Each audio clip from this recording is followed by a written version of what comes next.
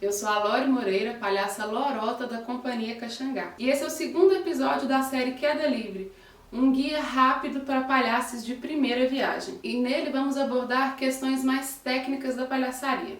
Vamos lá? O nariz de palhaço é a menor máscara do mundo, disse Luiz Otávio Burnier, ator, diretor e pesquisador de teatro. É também a máscara que menos esconde e que mais revela.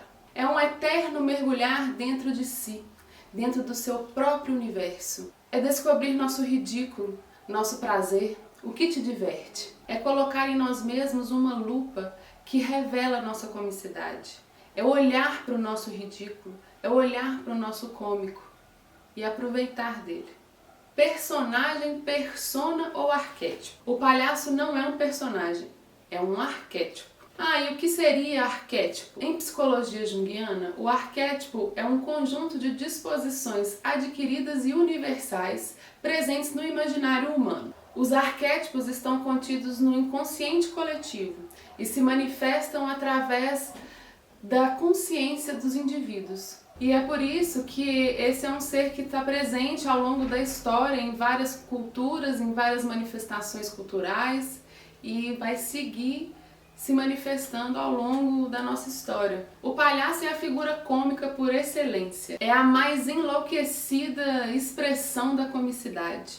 É tragicamente cômico. O absurdo, o excêntrico, o anti-herói. O palhaço não tem compromisso com a realidade. Ele foge a tudo que é civil. Seu universo é a loucura, a subversão, a inversão da ordem, a poesia. A existência de um palhaço depende da existência de um público, nem que seja uma única pessoa. O palhaço é um ser que se relaciona, então ele precisa dessa conexão com o público. Por isso é fundamental que o palhaço olhe e escute o público e quebre com a ideia de quarta parede. O que é a quarta parede?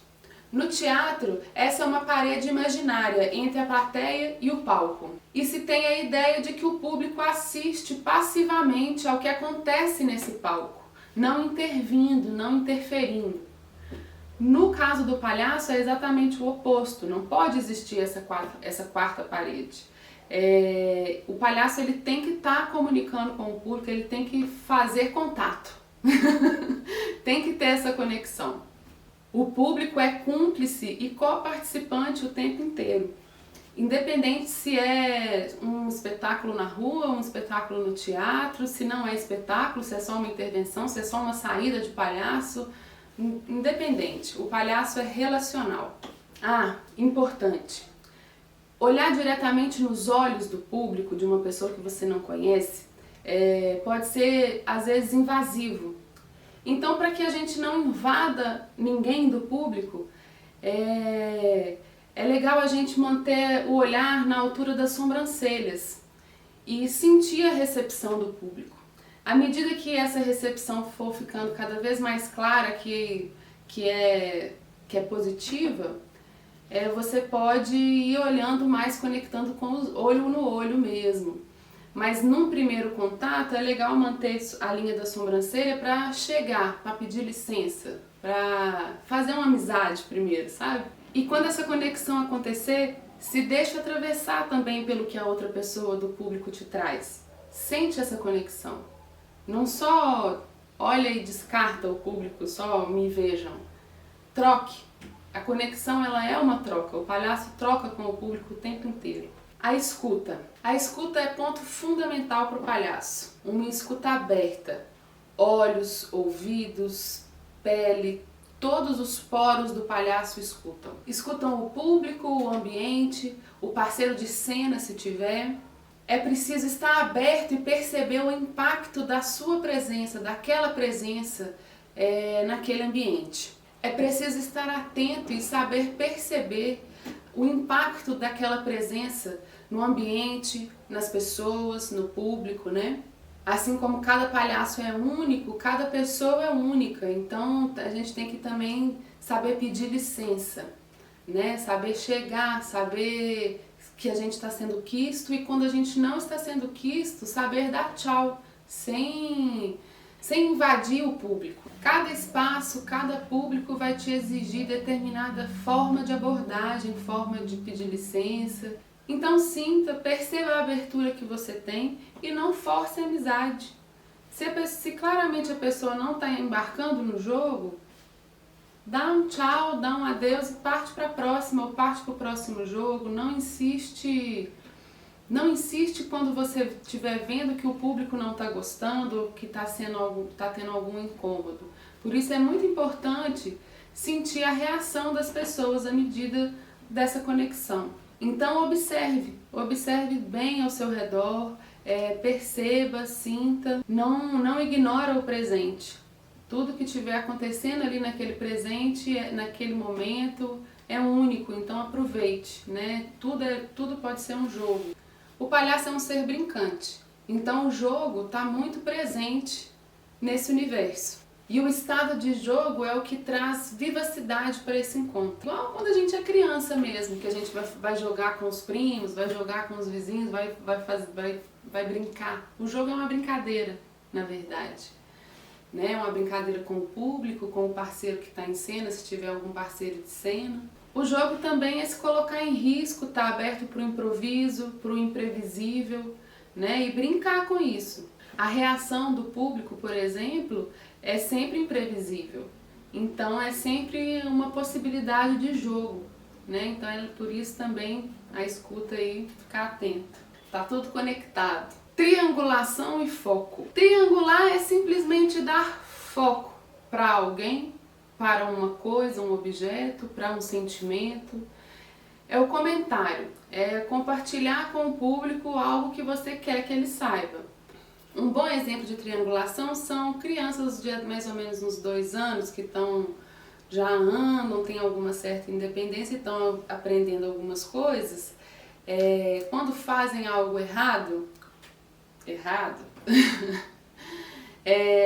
geralmente o que elas fazem? Elas olham para a mãe ou para o pai ou para quem estiver na sala, né? E geralmente o que a gente faz? A gente ri, porque é engraçado. Só o fato da criança olhar pra gente, vendo, mostrar, olhar pra coisa e olhar pra gente, já traz o riso, né, natural. Então por isso é importante comentar. Às vezes vai acontecer alguma coisa, você vai fazer uma ação, dá foco para essa ação, né? Por exemplo, quando também você tem alguém em cena com você.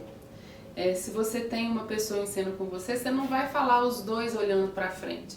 Geralmente a triangulação também é uma técnica que a gente treina para isso, para quando o outro fala, para a gente jogar a bola um para o outro.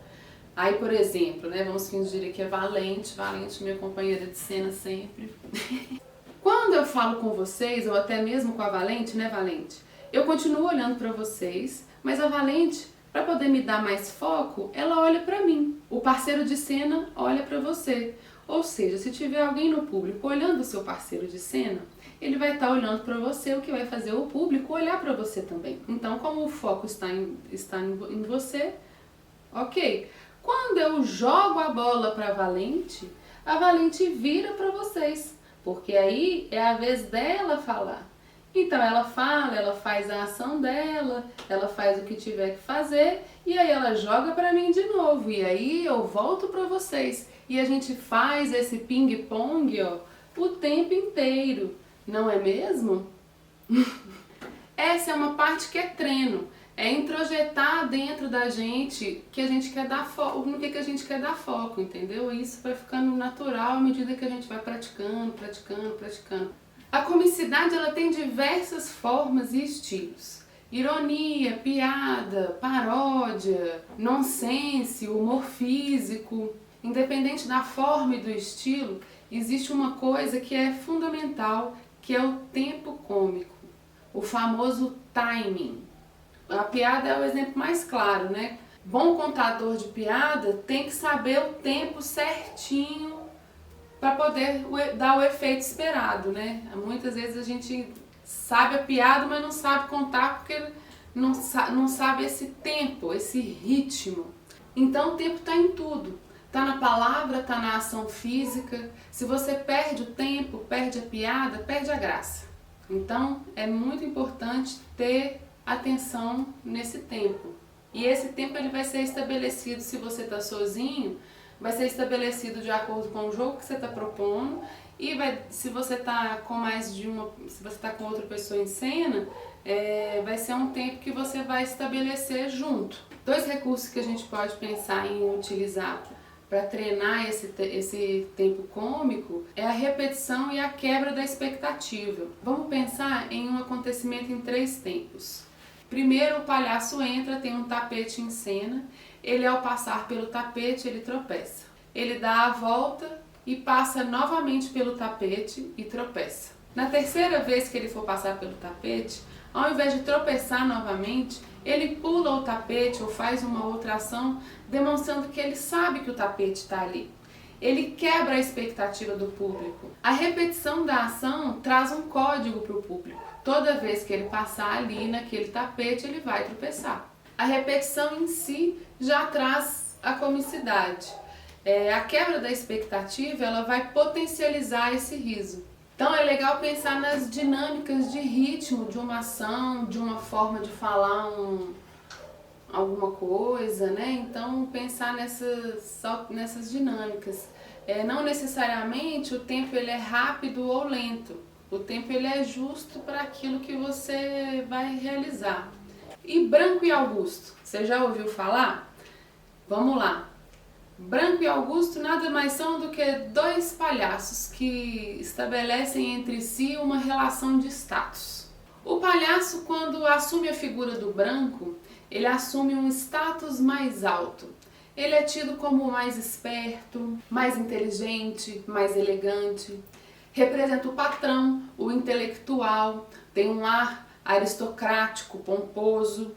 O Augusto é o bobo, é o eterno perdedor. Ingênuo, de boa fé, emocional, ele está sempre sujeito ao domínio do outro.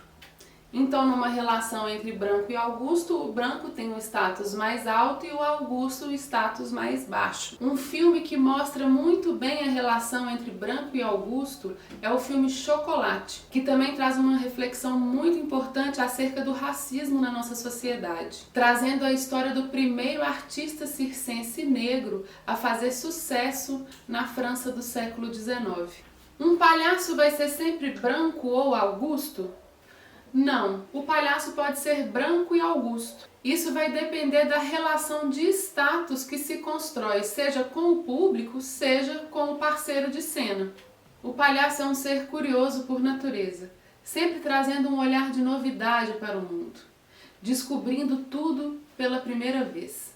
Esse exercício nos ajuda a desconstruir o nosso olhar para o mundo, para o outro e para nós mesmos. Para o palhaço, não importa o que ele faz, mas como ele faz. Não é raro se deparar com um palhaço que, para fazer a mais simples ação, se atrapalha em todo o processo. E por fim, mas não menos importante, treine o seu autorregistro. Saber o que funcionou ou não. Registre a reação do público de acordo com as suas ações. Refine o que deu meio riso, elimine aquilo que não funcionou e repita aquilo que causou riso. No mais, liberte sua imaginação, comprometa-se com a sua verdade e seja radiante.